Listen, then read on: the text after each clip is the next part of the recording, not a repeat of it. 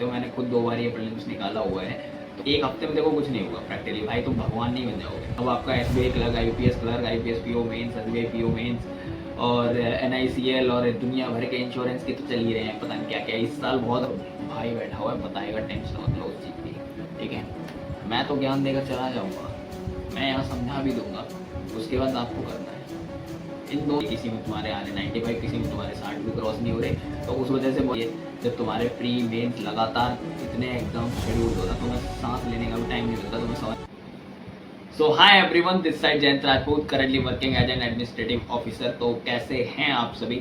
I hope आपकी preparation अच्छे से चल रही होगी। आई नो बहुत टाइम बाद इंटरेक्शन हो रहा है मेरा, मुझे टाइम नहीं मिल पा रहा है ऑनेस्टली वीडियोस बनाने का, क्योंकि मेरी खुद की भी चीज़ें अभी अटकी हुई हैं। मुझे भी पढ़ना है कुछ चीज़ों का, और फिर ये प्रिपरेशन भी चल रही है, साथ ही में ऑफिस टाइम भी होता है और बाकी चीज़ें। वीकेंड पे तो पता ही है दुनिया भर के काम और हो जाते हैं, कपड़े धोना, ये करना, वो करना, तो इन चीज़ों में टाइम काफ़ी ज़्यादा जाता है और फिर मिल भी नहीं पाता इसी वजह से। तो बहुत दिन बाद मैं ये वीडियो डाल रहा हूँ, बट ये इफेक्टिव है। ये वीडियो आपकी है NIACL के जो प्रीलिम्स में आपके 6-7 दिन रह गए हैं, मुश्किल से आज 7 तारीख है, कितने दिन रह गए हैं, 14 तारीख को आपका ये शेड्यूल्ड है, तो एक हफ्ता भी नहीं है। और उसके बाद आपको फिर ये कंडक्ट हो जाएगा। अगर आपने कुछ भी गलती करी है आपके NICL AO के प्रीलिम्स एग्जाम में, जिस वजह से वो नहीं हो पाया, तो आप वो यहाँ पे रिकवर कर सकते हैं, आप कुछ चीज़ों पे ध्यान दे सकते हैं। अब एक हफ्ते में देखो कुछ नहीं होगा प्रैक्टिकली, भाई तुम भगवान नहीं बन जाओगे।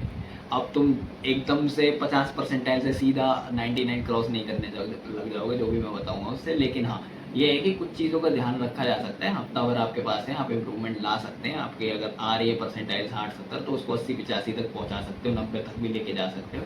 और इसमें बहुत से लोगों की ऐसी भी होती है कि भाई फ्लक्चुएट होती रहती है, किसी में तुम्हारे आने 95, किसी में तुम्हारे 60 भी क्रॉस नहीं हो रहे, तो उस वजह से बच्चा बहुत फ्रस्ट्रेटेड है कि भाई क्या करूँ क्या नहीं। तो उन चीज़ों का सबका सॉल्यूशन मैं लेके आया हूँ। और दूसरी चीज़, इस टाइम पे जो मोस्ट ऑफ द एस्पिरेंट्स जो फेस कर रहे हैं, इवन मैंने भी करी है भाई, देखो ऑनेस्ट बताऊंगा, लंका लग जाती है जब तुम्हारे प्री मेंस लगातार इतने एग्जाम शेड्यूल्ड हो ना, तुम्हें सांस लेने का भी टाइम नहीं मिलता, तुम्हें समझ नहीं आता भाई करना क्या है।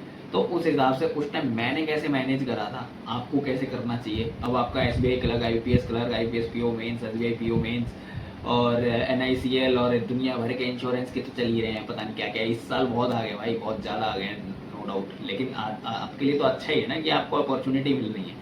अब मैनेज कैसे करनी है वो मैं आपको इसके नेक्स्ट वीडियो में बता दूंगा, कैसे क्या करा, मैंने क्या करा वो मैं बताऊंगा, आप अपने अकॉर्डिंग देख लेना, ठीक है।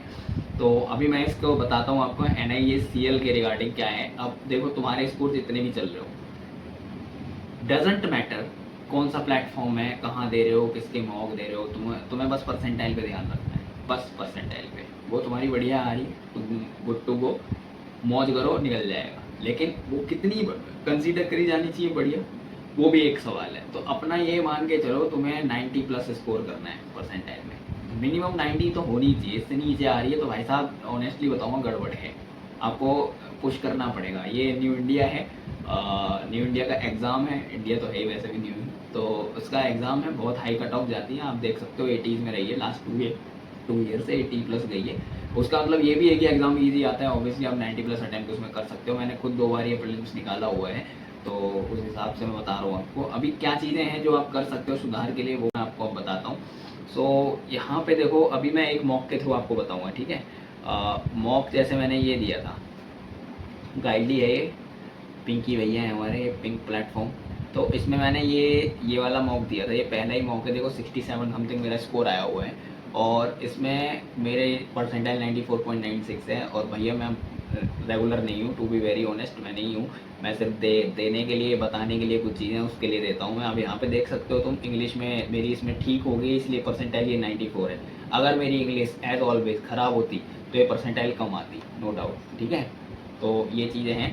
अब आपको करना क्या है इसमें, मैं जो चीज़ आपको बता रहा हूँ वो यहाँ पे देखो।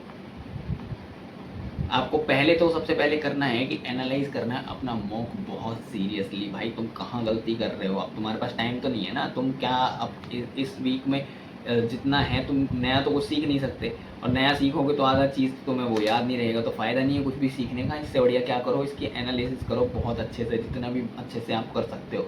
जो मैं दिखा रहा हूँ आपको उस पर देखो, मैं अभी आपको लाइव करके दिखाता हूँ एनालिसिस करते कैसे हैं।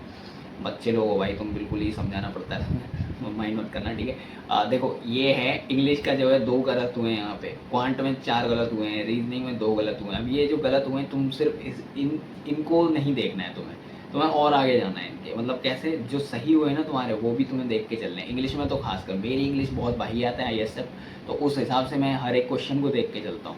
अब इसमें ये इजी आ रखी थी इस वजह से। अब देखो ये क्वेश्चन है तुम्हारा, इसमें स्टेबिलिटी सही आंसर है, वो मैंने लगा दिया होगा पैसेज के अकॉर्डिंग, लेकिन स्टेबिलिटी के अलावा क्या क्या दे रखा है, आइसोलेशन है, डिले है, ये सारी चीज़ें जो दी हुई है इनके तुम्हें मतलब पता होने चाहिए। अभी ईजी है तो तुम्हें सबके मतलब पता है, तुम स्किप करके आगे बढ़ सकते हो, लेकिन कुछ के नहीं पता होते तो तुम्हें देखना पड़ेगा उसका, ठीक है।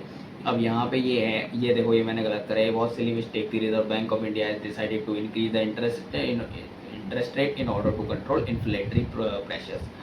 ये बहुत ईजी था, मैंने बस वो सिली मिस्टेक की वजह से ये मैंने गलत करा हुआ है। इसके बाद तुम आगे बढ़ोगे तो ये देखो ये मिटिगेट का तुम्हें मतलब पता है तो तुम कर लोगे कि भाई कम करना होता है। एलिविएट का भी सेम होता है, अगर नहीं पता तो तुम सेंटेंस पढ़ के तब लगाने का उसका ट्राई करोगे, जहाँ पे आपके चांसेस है कि गलत हो जाए, लेकिन मोस्टली सही भी हो जाते हैं। लेकिन अगर नहीं पता तो तुम एनालिसिस करते टाइम देखोगे ना, और उस टाइम जब तुम देख रहे होगे तब तुम्हारे माइंड में वर्ड बैठ जाएगा, क्योंकि ये 3 सेंटेंस यहाँ पे दिए हुए हैं तो स्किप नहीं करने होते हैं। एनालिसिस में यही सारी चीज़ें आपको देखनी पड़ती हैं, ठीक है। इसके बाद आपको देखो अब इसमें इनक्रेज आया हुआ है, आपको कुछ क्या दिया हुआ है, इनकरेक्टली और अप्रोप्रिएटली यूज वाला है। उसके बाद आपको एलिवेट का मतलब है, सब्सिडाइज का मतलब है, ये सारी चीज़ें दी हुई हैं। तो भाई ये सब देख के चलो, मुश्किल से प्रीलिम्स का मॉक आपका 1 घंटे का रहता है, आधे घंटे में आपकी एनालिसिस खत्म हो सकती है।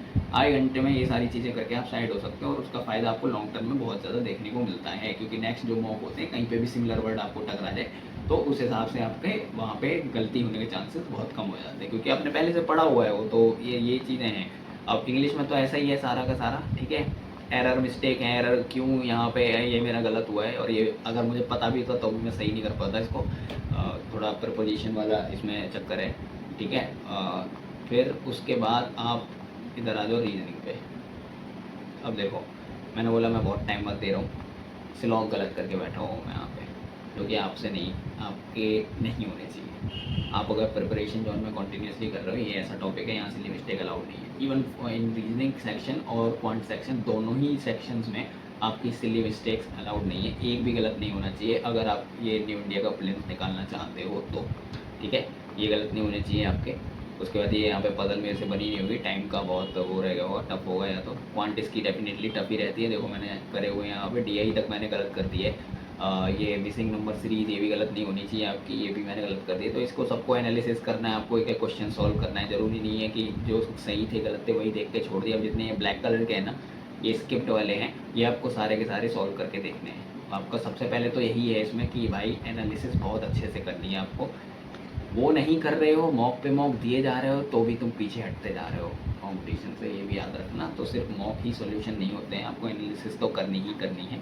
उसके बाद एग्जामाइन करो वेयर आर यू लैकिंग, ये मैंने आपको अभी बताया, जैसे कहाँ क्या तुम्हें गलती हो रही है, चीज़ तुम्हें देख के चलनी है। अब तुम सपोज करो वही चीज़ है कि तुम्हारे इंग्लिश, रीजनिंग, क्वांट 3 सेक्शन से मिलके बना है तुम्हारा प्रीलिम्स। अब ये IBPS PO या SBI PO नहीं है कि भैया तुम्हारी 50 में कट ऑफ जाएगी और तुम्हें एक सेक्शन कोई ख़राब भी हो गया तो बाकी 2 से काम चल जाएगा, नहीं, ऐसा नहीं है। यहाँ आपकी 80+ कट ऑफ जा रही है, मोर और लेस वही क्लर्क लेवल आता है एकदम, लेकिन आपको मान के चलना पड़ेगा कि अगर आप यहाँ पे इंग्लिश में आपके 25 आ रहे हैं, रीजनिंग में आपके 30+ आ रहे हैं, यहाँ आपके 15 ही रह जा रहे हैं, तो भैया आपका ओवरऑल तो गिरावट आ रही ना, ओवरऑल तो आपका डिक्रीज हो रहा है। इसको करना कैसे है, उसको सेक्शनल लगाओ, क्वांट के फिर सेक्शनल लगाओ, जिस भी सेक्शन में लैक कर रहे हो उसके सेक्शनल लगाओ, जितने लगा सकते हो उतने लगाओ, दिन के 3-4 दे दो। फिर वहाँ पे होता क्या है, आपको नए तरह के क्वेश्चन देखने को मिलेंगे कि भाई इस तरह का पैटर्न भी आपका अर्थमेटिक में पूछा जा सकता है, और जब उस टाइप के देखोगे तो वो ऑटोमेटिकली आपके दिमाग में बैठते चले जाएंगे, फिर वहाँ टकराएंगे तो और भी अच्छे से आपका इंप्रूवमेंट होता जाएगा, और स्पीड तो आपकी बढ़ ही रही है क्योंकि इतने क्वेश्चन सॉल्व कर रहे हो दिन भर में, तो ऑब्वियसली वो चीज़ होगी। अवॉइड सिली मिस्टेक बताया मैंने आपको, रीजनिंग और क्वांट गलती नहीं होनी चाहिए। इंग्लिश का तो फिर भी आप मान के चल सकते हो 1-8%, लेकिन रीजनिंग क्वांट में आपकी गलती नहीं होनी चाहिए। न्यू कॉन्सेप्ट के लिए आपके पास टाइम नहीं है, अब 7 दिन बचे हैं, 7 भी मैंने बता दिए आपको, 6 बच रहे हैं मुश्किल से, उसमें भी 1-आध दिन इधर उधर चला जाएगा तुम्हारा, कोई गेस्ट आ जाएगा, कुछ भी हो सकता है उसमें, तो आप अवॉइड करो कुछ भी नया सीखना। पजल वगैरह जैसे भी सॉल्व करते आ रहे हो वैसे ही सॉल्व करो, DI कैसे करते हो, डेटा एक्सट्रैक्ट करके करते हो, या फिर आपका डायरेक्ट करते हो, तो वो सारी चीज़ें आपको सेव ही रखनी है। कोई भी न्यू ट्रिक सीखने की कोई ज़रूरत नहीं है, ज़्यादा मॉक भी नहीं देने हैं आपको। आप दिन भर में कितने मॉक दे सकते हो वो भी मैं आपको अब बता देता हूँ। अगर आपका IBPS PO मेंस और बाकी एग्ज़ाम शेड्यूल्ड हैं जिनका मेंस है, 1 या 2 मॉक्स रखो दिन के बस, इससे ज़्यादा करने की कोई ज़रूरत नहीं है। इन्हीं को एनालिसिस करके इन्हीं में निपटा लो और कोई फालतू कुछ करने की ज़रूरत नहीं है। सेक्शनल देने हैं सेक्शनल दे लो, लेकिन बाकी टाइम आपको मेंस का मैनेज करना ही पड़ेगा। ये टाइम ऐसा है, आप अगर 10 से 12 घंटे नहीं पढ़ रहे हो तो आप ऑटोमेटिकली पीछे जा रहे हो, इतना याद रखना। तो ये चीज़ है यहाँ पे। उसके बाद आप ज़्यादा मॉक अटेम्प्ट करोगे, होगा भी ये कि क्या आपने लगा दी मान लो 4-5 लगातार, लास्ट जो मॉक होगा ना, लास्ट क्या मतलब 2-3 मॉक लास्ट के जो होंगे, ऑटोमेटिकली आपकी परसेंटाइल डिक्रीज़ होनी चालू हो जाएगी। और जब ये डिक्रीज़ होगी तो भाई तुम्हारा मोटिवेशन भी पाँव में होगा फिर, है ना। तो फ़ायदा नहीं ना उस चीज़ का कुछ भी। इतने मॉक नहीं लगाने आपको, 1-2 लगाने, बाकी जिसमें दिख जाएगा कि इसमें लैग कर रहे हो उसके तुम सेक्शनल लगाओ, ख़त्म करो मैटर, यहीं के यहीं। आपका फिर आता है what to do with CA। ये मेरे से बहुत ज़्यादा लोग पूछते हैं CA का क्या करें ऐसे टाइम पे। अवॉइड तो नहीं कर सकते अब तुम, क्योंकि तुम्हारे मेंस लगे हुए हैं और मोस्टली IBPS PO का मेन सबका ही लगभग क्लियर होगा, ठीक है। जहाँ तक उसकी कट ऑफ जैसी वैसी जाएगी, बहुत रेयर जिन्होंने स्टार्ट किया उनका ही रह सकता है ऐसा, लेकिन CA तुम अवॉइड नहीं कर सकते। तो इसको आपको कंटिन्यू रखना ही रखना है, ये आप कंटिन्यू करिए। 2 घंटे दो, 1 घंटे दो, लेकिन इसको करना ही करना है। अवॉइड करने का अब आपके पास मौका नहीं है, क्योंकि आपके हर 15 दिन में अभी भी कुछ नहीं है, अभी भी स्टार्ट ऐसा ही चल रहा है। थोड़े टाइम बाद और ज़्यादा दिक्कत आ जाएगी जब आप इंटरव्यू फेज में एंटर करेंगे, तब आपको प्री मेंस इंटरव्यू सब मैनेज करके चलना है। और भाई बैठा हुआ है बताएगा, टेंशन मत लो उस चीज़ की, ठीक है। Believe in your self. मैं तो ज्ञान देकर चला जाऊँगा, मैं यहाँ समझा भी दूंगा, उसके बाद आपको करना है। इन दोनों थॉट्स पे, confidence is the key and believe in your self, ये सिर्फ आपके अंदर से होना चाहिए। बाहर वाला आपको ज्ञान देकर सिर्फ 5-10 मिनट के लिए मोटिवेट कर सकता है, उसके बाद आपको खुद से ही देखना पड़ेगा कि ये चीज़ें आपके लिए कितना मैटर करती हैं। आपने इससे पहले चाहे आपकी परफॉर्मेंस कैसी भी रही हो, स्टिल आपकी तैयारी है या नहीं, उसके बावजूद भी अपने आप पे भरोसा करना है, भगवान पे भरोसा करना है कि भाई नहीं मैं कर लूँगा, मैं कर सकता हूँ, मेरे से हो जाएगा। ये चीज़ें मैं क्यों बोल रहा हूँ, होता कुछ नहीं है। आपको एग्ज़ाम में कॉन्फिडेंस मिलता है, उससे आपके मार्क्स अपने आप बूस्ट होते हैं, आप घबराते कम हो, आपका पैनिक लेवल कम होता है, और जब ये चीज़ें हो रही होती हैं तो ऑटोमेटिकली क्वेश्चन जो आपके सॉल्व करने की क्षमता है वो बढ़ जाती है। सो इस वीडियो में अभी तक तो इतना ही, और आगे के लिए मैं आपको बताऊंगा कि आप कैसे इन चीज़ों को मैनेज कर सकते हैं बहुत इफेक्टिव तरीके से, कि भाई आपका प्रीलिम्स मेंस इंटरव्यू सारी चीज़ें आपने देखनी है।